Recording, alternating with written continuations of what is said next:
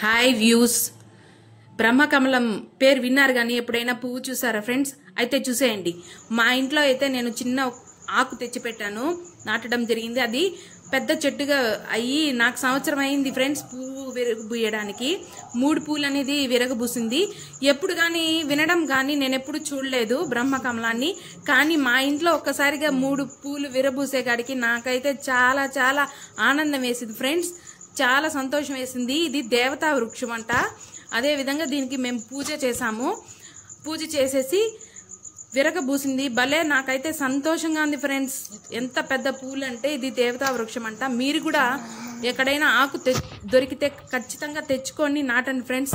మీకు పూలు విరబూయాలని నేను కోరుకుంటున్నా. మీరు కూడా పూజ చేయండి ఫ్రెండ్స్. ఇది చాలా మంచి మొక్క అంట. ఖచ్చితంగా ఎక్కడైనా దొరికితే మాత్రం వదలొద్దండి, తెచ్చుకొని దాన్ని పెంచండి ఫ్రెండ్స్. నచ్చితే లైక్ చేయండి, షేర్ చేయండి, సబ్స్క్రైబ్ చేసుకోండి. Thank you.